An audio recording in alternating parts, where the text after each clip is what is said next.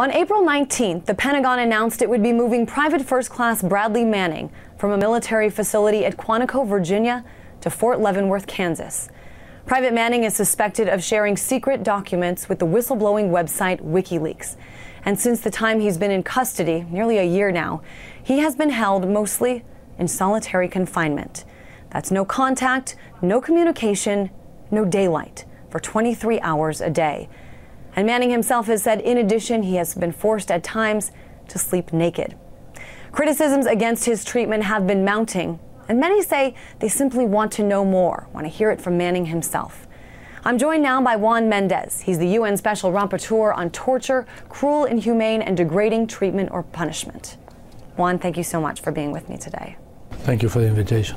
And Juan, you recently asked to have an unmonitored meeting with Private Manning. What were you told? Well, I asked to see Private Manning as far back as January, and we've been in negotiations or conversations with the United States government since then. In March, I was told that I could see him if Manning asked to see me, but that it would be in a situation of in which the visit could be monitored. And I told the U.S. government that I cannot accept those terms, because under the rules that we operate under the Human Rights Council of the United Nations, we're supposed to be able to meet with the people we want to meet without witnesses. Nevertheless, I told, through his lawyer, I told Private Manning that if he still wanted to see me, he should ask for me, and I'll try and come and see him. In the meantime, I insisted with the U.S. government that I want to see him without being monitored.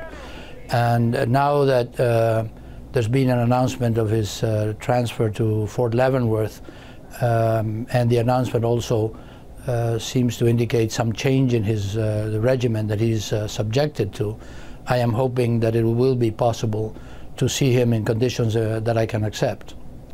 I'm wondering if you think that there's a connection at all between sort of this increased criticism, this increased media attention, and the decision to move Private Manning. I mean, the Pentagon says no, but these facilities certainly are much different. He will potentially be able to eat with other prisoners, to have contact, to see the television even, to read books. Do you think that there's a connection? Well, as you said, the Pentagon is saying that this is a routine change after 1 year of incarceration. As far as I'm concerned, I want to see what the new conditions are, but I'm also interested in what the conditions that he's leaving have been in detail, because I have some references to it, but I want to hear from him exactly what it is. And I'm also asking the United States government for more information about things like the precise regimen that he was subjected to, and the one he'll be subjected to when he gets to Fort Leavenworth, but also by whose authority, who ordered it, for what reason, for what purpose. All of those things are very important to me in order to make a judgment as to whether the treatment constitutes cruel, inhuman, and degrading treatment, or even worse, could even constitute torture. And some have even called what's been going on for this last year with Bradley Manning, they've called it, the end of habeas corpus. Do you agree with that?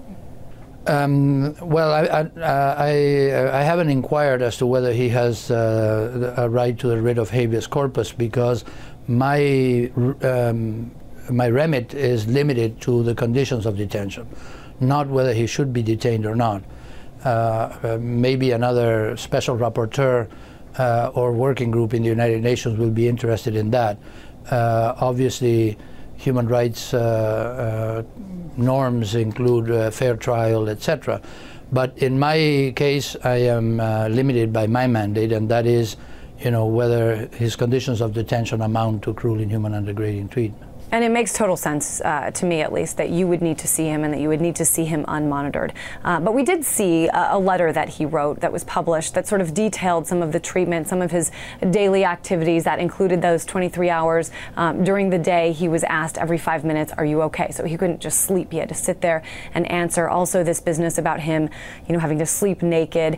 If all of this is true, what would that mean for your job and your decision?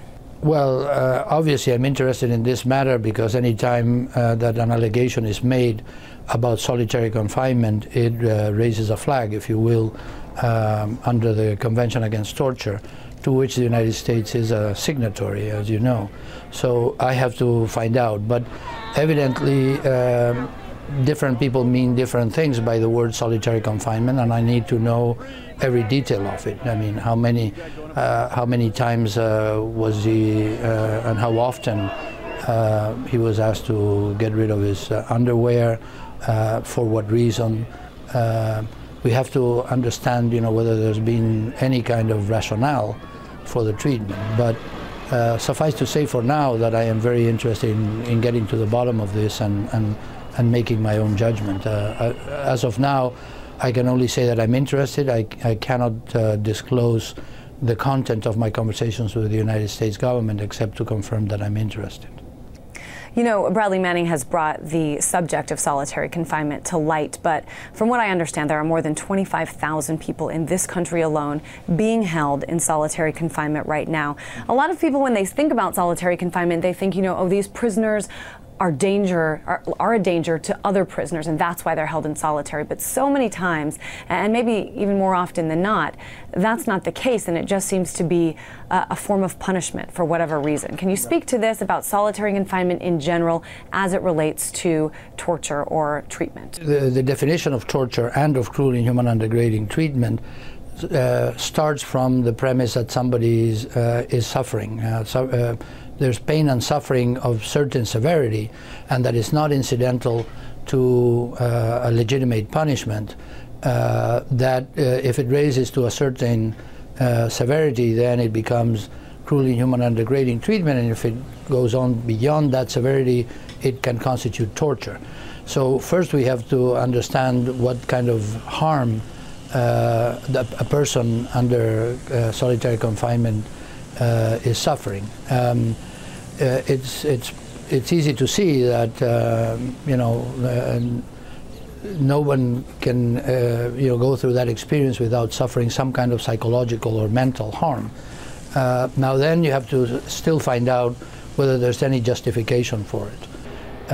I am familiar, of course, with the numbers. In fact, I understand that the numbers are even higher than that, of people who, for disciplinary reasons, are kept in solitary confinement in jails in the United States, and quite frankly elsewhere as well.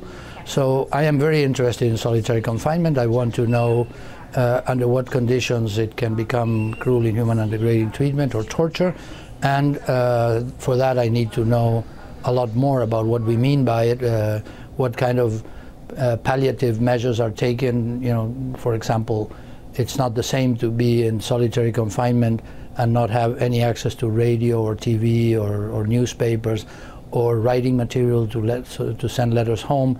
But you have to put it all together and then make a judgment as to whether, even under those circumstances, with some of those palliatives, it still is unreasonable and therefore cruel. It is hard because we have these words, cruel, inhuman, and those almost need to be defined so much more specifically, and I guess that's your job?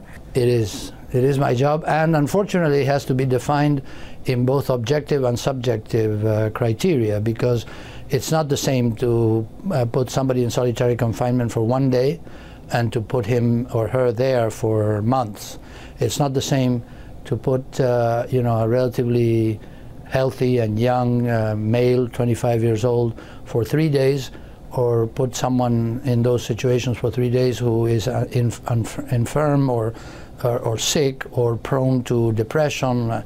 So you have to see all of those conditions before you make a judgment whether some kind of severity threshold has been crossed.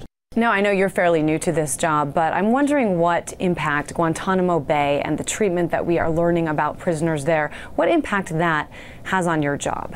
Well, I mean, I'm also very interested in Guantanamo. My predecessor had asked to visit Guantanamo.